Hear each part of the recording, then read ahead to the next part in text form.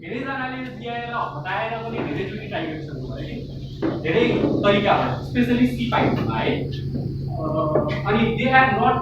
Yet come with a perfect solution where GIL can be remove र single threaded या single एप्लिकेसन्सहरू नि same way of master हुन्छ मल्टिथ्रेडेडमा त फास्ट हुन्छ GIL रिमुभ गरेर तर सिंगल थ्रेडेड एप्लिकेसन्स चाहिँ अहिले अप्लाई हुन्छ किनभने चाहिँ स्लो भइसक्यो त्यसले गर्दा है त्यस्तो केसेसको लागि GIL रिमुभ गर्ने धेरै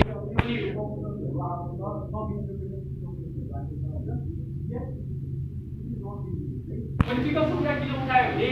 Python how many of you have used multiprocessing? Multiprocessing भन्ने मोड्युल कतिजनाले युज गर्नुहुन्छ त्यसमा कतिजनाले चाहिँ एउटा जेनेरिक एरर हुन्थ्यो जहाँ चाहिँ कान्टिफिकल या सिरियलाइज गर्न सकिन्न भन्ने प्रब्लम कतिचोटि फेस गरिरहेको whenever you create your own class specially त्यो केसमा आफ्नो क्लास क्रिएट गरेर त्यसलाई चाहिँ मल्टिप्रोसेसिङमा प्याच गरिदिँदाखेरि चाहिँ त्यस्तो या पुलमा दिँदाखेरि चाहिँ त्यस्तो इस्यु आउँछ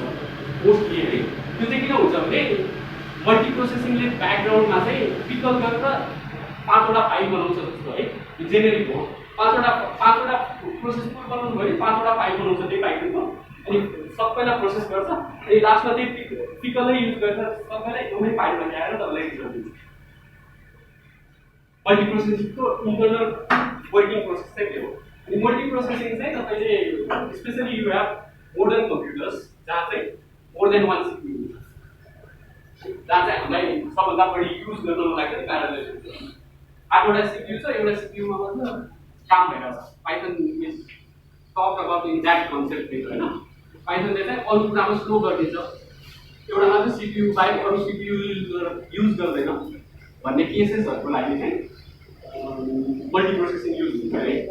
अब concurrency and parallelism I'll come back to image your image sorry I'm very lazy है यो extremely simple slides छ यो इमेज मैले रियल पाइथन बाट लिएको हो which is a very good site if you want to learn Python है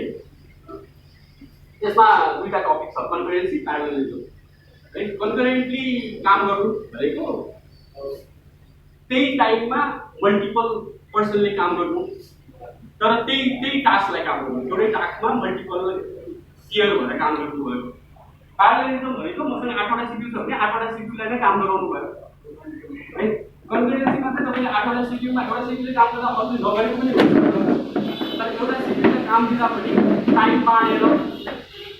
या shirts बाँडेर काम गर्ने केस भयो है अब यसमा ट्रेडिङ कतिजनाले युज गर्नुभएको छ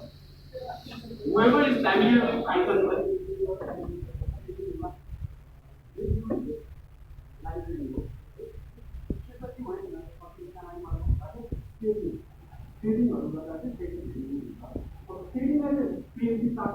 ट्रेडिङ जसरी लिन्छ जहाँ चाहिँ तपाईको ट्रेडलाई कुन टाइम स्लट दिने भनेर कन्ट्रोल चाहिँ OS या CPU ले गरिदिन्छ हैन अब आजकल यो असिंक्रोनस प्रोग्रामिङ सुरु भएको होला स्पेशली यो केमोखोमा चाहिँ धारो सिस्टम यो कन्सेप्ट चाहिँ जानेकी चाहिँ हो त्यो आयो भने या असिंक्रोनस प्रोग्रामिङ हो जसलाई चाहिँ हामी कोअपरेटिभ टास्क दिएको हुन्छ जहाँ चाहिँ 5वटा टास्कहरू कोअपरेटिभ सिस्टम पनि या भनौँ त्यो सफ्टवेयरले नै कन्ट्रोल गर्छ नट अभाइलेबल गराउने काम चाहिँ सफ्टवेयर आफैले कन्ट्रोल गर्छ नट सिस्टम नट आफैले त्यसमा चाहिँ प्रोग्राम के हुन्छ भने प्रोग्राम चाहिँ म वेट गर्छु दुईटा ल्यापटप भने जस्तो इन्फर्मेसन दिन्छ सफ्टवेयरलाई हैन अनि त्यो बेसिसमा काम गर्ने या कम्पनी टास्क गर्ने प्रोसेस हुन्छ जुन चाहिँ अहिले अलिक फेमस छ र यो सपोर्ट चाहिँ पाइथन 3 मा त्यही भएर मैले पाइथन 3 राखेको हो हैन पाइथन 3 मा चाहिँ 3.4 देखि चाहिँ specially for this kind of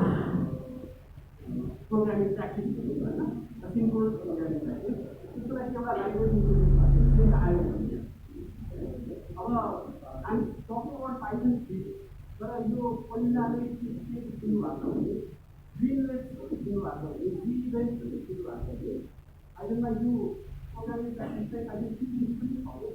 तर इन्डियन सपोर्ट चाहिँ अहिले 3.4 देखि मात्र सुरु भएको है त्यो आयो भनेको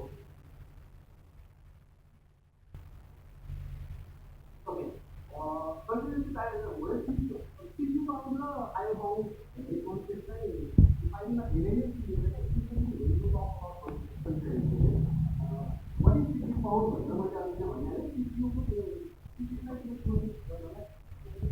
सिपियुलाई सोध्ने काम त्यो चाहिँ स्पेसली हामीले चाहिँ आई थिङ्क यहाँ most of the people are interested in machine learning होइन डेटा साइन्स धेरैको इन्ट्रेस्टको विषय होला अब त्यसमा तपाईँले म्याथमेटिकल अपरेसन्स धेरै गर्नुभयो भने म्याथमेटिकल अपरेसन्समा यो अब भनौँ न multi level of sums power निकाल्ने नम्बर्सहरूको होइन त्यस्तोमा चाहिँ सिपियु बाउन्ड टास्क चाहिँ one example of that is CPU bound task है आयो बाउन्ड टास्कमा चाहिँ तपाईँको हामी नेटवर्कको कुरा गर्छौँ अघि नै स्क्रेपिङको कुरा गर्नुभयो साथीले होइन स्क्रेपिङ हो या फाइल अपरेसन्सहरू फाइल बोल्दै गर्दै फाइलको डाटा रिड गर्ने प्याटर्न्सहरू होइन अनि अर्को चाहिँ हामीले धेरै डाटाबेस कनेक्टिभिटीहरूमा काम गरेको छौँ त्यो चाहिँ one of the network operations नै हो होइन त्यस्तोहरूमा चाहिँ युजुअली आयो बाउन्ड टास्क हुन्छ होइन त्यस्तोमा चाहिँ कन्करेन्सीको एक्चुअल बेनिफिट पाउन सकिन्छ